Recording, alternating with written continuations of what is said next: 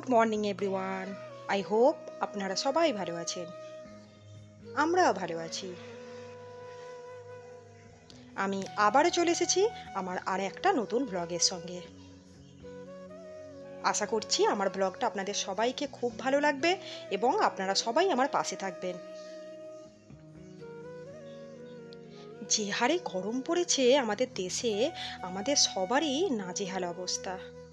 তাই বেশ কিছুদিন ধরে আমি একদমই ভিডিও আপলোড করতে পারিনি। আসলে ভিডিও তো করতে পারছিলাম, কিন্তু সেটা এডিটিং করে ছাড়া আমার পক্ষে পসিবল হচ্ছিল না। আসলে আমি এই গরমেতে একটু অসুস্থ হয়ে পড়েছিলাম। যাই হোক, আমি আবারও চেষ্টা করছি আমার নিয়মিত রুটিনে ফিরে আসার। তো আজকে সকালে আমি ঘুম থেকে উঠেই সোজা কিচেন রুমে যাইনি।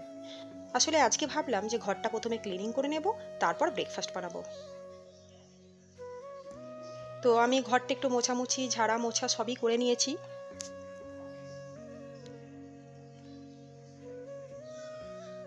আমার এই ছোট রুমটা সবসময়তেই বন্ধ থাকে। আসলে বন্ধ বলতে প্রায় স্টোর রুম হিসাবেই থাকে, কারণ এই রুমটা আমার ইউজ হয় না। আর সেইভাবে আমার ঘরে কোনো আত্মীয় স্বজনও আসে না, যার জন্য এই রুমে আমার এক্সট্রা যে মালপত্র, আমার মেয়ের খেলনা, এইসবগুলোই থাকে। যাই হোক, আমি কিচেন রুমে চলে এসেছি। আর আজকে আমি বানাচ্ছি ডিম টোস্ট। খুব সিম্পলভাবেই বানিয়েছি। আমি দুটো ডিম নিয়েছিলাম আর সেটা ভালো করে ফেটিয়ে নিয়েছি। তাতে এবার অল্প গোলমরিচ গুঁড়ো, অল্প নুন দিয়ে, আর ব্রেডকে আমি এইরকমভাবে চৌকো চৌকো কেটে আমি ডিপ করে নিয়েছি ডিমে, তারপর ফ্রাই করে নিয়েছি। ব্যাস হয়ে গেছে। আর তার উপর থেকে আমি একটু বিট নুন ছড়িয়ে দিলাম। আর এটা খাবো লাল চার সঙ্গে। আসলে বেশ কিছুদিন ধরে গরম পড়েছে, যার জন্য আমি দুবার দুধ চা খাচ্ছি না। আমি দুধ চা খাচ্ছি, বাট দুবেলা নয়, তবে একবেলায়। আর আজকে আমার হাজব্যান্ডজি সকাল সকাল বাজারে গিয়ে অনেক রকম বাজার নিয়ে এসছে। অনেক রকম মাছ, শাক, সবজি। ওনার আবদার যে আজকে সবই বানাতে হবে। তাই আর কি, আমি শাক বাছতে বসে গেছি। আসলে শাক খেতে যতটাই লোভনীয়, বিশেষ করে এই পাট শাক, সজনে শাক, কিন্তু বাছতে যথেষ্ট টাইম লেগে যায়। আসলে যে হারে আমাদের গরম পড়েছে, এই সকালের দিকে যদি কোনো কারণে টাইমটা চলে যায় না, তারপর রান্না করতে এত কষ্ট হয় কি বলবো। আমি তো রান্নাঘরে পুরো স্নানই করে যাই। আমার মেয়েও আমাকে হেল্প করতে এসছে। ও তো পারে না, তবে একটু চেষ্টা করছিল শাক বাছার, আর আমি ওকে বাধা দিইনি। বললাম ঠিক আছে চলো, শাক বাছো। আমি ভাত বসিয়ে দিয়েছি। আর চাল ধোয়া জল আমার গাছে একটু দিয়ে দিলাম, কারণ সবাই জানে যে চাল ধোয়া জল প্রোটিনের কাজ করে গাছের। আমার হাজব্যান্ড আজকে 2-3 রকম মাছ এনেছে। চিংড়ি মাছ এনেছে, পমফ্রেট মাছ এনেছে, তারপর ছোট মাছ এনেছে, মোরলা মাছ। তো মোরলা মাছটা আজকে রান্না করব না, আজকে পমফ্রেট মাছ করব আর চিংড়ি মাছ রান্না করব। আমার বেশ কিছুদিন ধরে গলদা মাছ খেতে ইচ্ছা করছিল, মানে গলদা চিংড়ি। কিন্তু বাজারে নাকি গলদা চিংড়িটা পাওয়া যাচ্ছে না, এরকম ছোট চিংড়ি পাওয়া যাচ্ছে। তাই ও কয়েকদিন ধরে এই ছোট চিংড়িটাই আনছে। তো আমার চিংড়ি মাছ রান্না করাটা দেখেছেন, আমি প্রথমে চিংড়ি মাছকে এরকম বিরেন করে নিই, তারপর আমার যে সবজিতে দিয়ে রান্না করি সে সবজিগুলো অ্যাড করি। আর আজকে চিংড়ি মাছটা সবটাই এইরকম বিরেন করে নেব। তারপর আমি এর সঙ্গে কিছুটা চিংড়ি মাছ তুলে ঝিঙে আলু দিয়ে রান্না করব।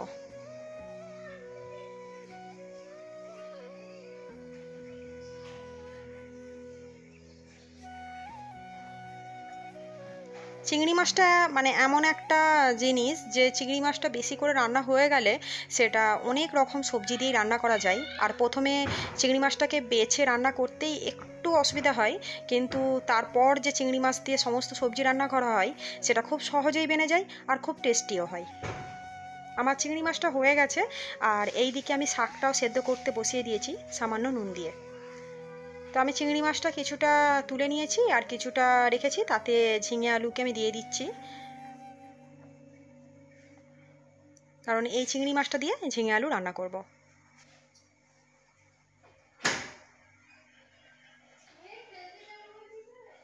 মেয়ের 2 দিন পর স্কুল চালু হয়ে যাবে, আর আমি ভাবছি মেয়ের যেহেতু মর্নিংয়ে স্কুল থাকে, আমি ভাবছি যে আমার একটু সংসারের স্কেডিউলটা আমি চেঞ্জ করব, মানে আমার টাইম টেবিলটা। আসলে আমি তাড়াতাড়ি উঠি, তবে খুব তাড়াতাড়ি উঠতে পারি না, মানে আমি আগেও বলেছি যে 5টা 4:30, তবে আমি তাড়াতাড়ি মানে ওঠার চেষ্টা করব। আসলে কি হয়, আমরা সকালবেলা যদি তাড়াতাড়ি উঠে পড়ি তাহলে আমাদের সমস্ত কাজই বিনা টেনশানে, মানে বিনা হেডেকে স্টেপ বাই স্টেপ হয়ে যায়। আমার শাকটা সেদ্ধ হয়ে গেছিলো, এরপর আমি শাকটা ভেজে নিচ্ছি।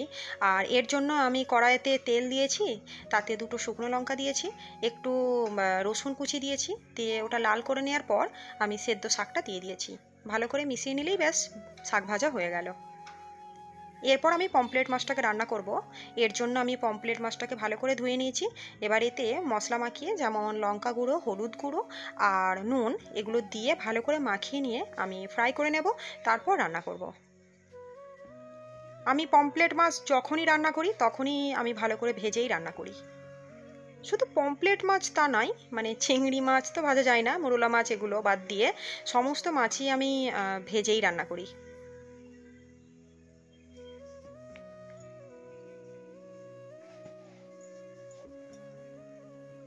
পমফ্রেট মাছকে মানে শুধু ভালো করে ভেজেও এত অসম্ভব খেতে লাগে, কি বলবো। আর সত্যি বলছি, আমি যখন পমফ্রেট মাছ রান্না করি না, আমার দীঘার কথা মনে পড়ে যায়। আসলে আমার এত বছর বিয়ে হয়ে গেছে, আমি দীঘা গেছি কয়েকবার মাত্র। তো সবসময়তেই মানে আমাদের একটা হয় যে যাব, কিন্তু কিছু না কিছু বাধা পড়েই যায়, যাওয়া হয়ই না।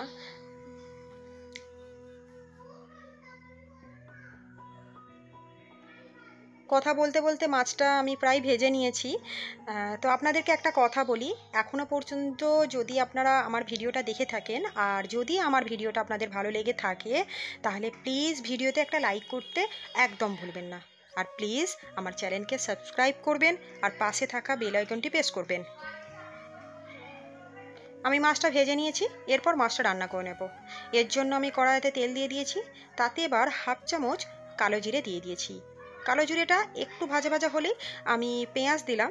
আর আমি পেঁয়াজটা পেস্টও করিনি, আর মানে নর্মালও কাটিনি, আমি কুড়িয়ে নিয়েছি, এটা আমার বেশি ভালো লাগে। তো এর সঙ্গে 3-4টে আমি কাঁচা লঙ্কা দিয়েছি। এবার পেঁয়াজটা কাঁচা লঙ্কার সঙ্গে একটু ভাজা ভাজা করে এক এক করে গুঁড়ো মশলা দিয়ে দিচ্ছি। এখানে আমি হলুদ গুঁড়ো, লঙ্কা গুঁড়ো, জিরে গুঁড়ো, ধনে গুঁড়ো, নুন দিয়ে ভালো করে মিশিয়ে নেব। আমি সামান্য সামান্য জল দিয়ে আমি পেঁয়াজটাকে কষাতে থাকবো। এরপর জল ঢেলে দিয়ে আমি মাছগুলোকে ছেড়ে দেবো।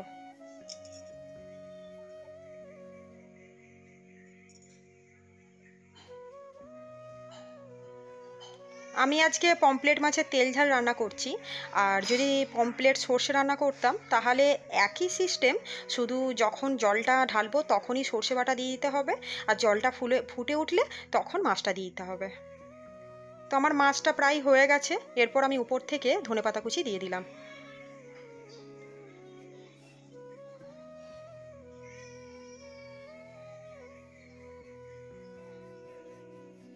আমার চিংড়ি মাছটাও রান্না হয়ে গেছে।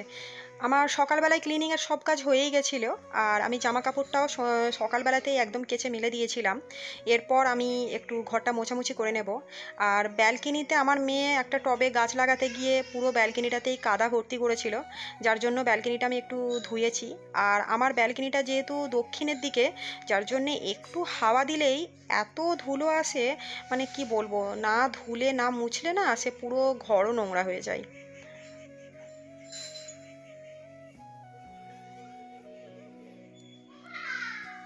আমার এই ছোটো ঘরটা খুব একটা ইউজ হতো না, আসলে মালপত্র অনেকটা বেশি ছিল, যেগুলো আমি সাইড করে কমিয়ে দিয়েছি।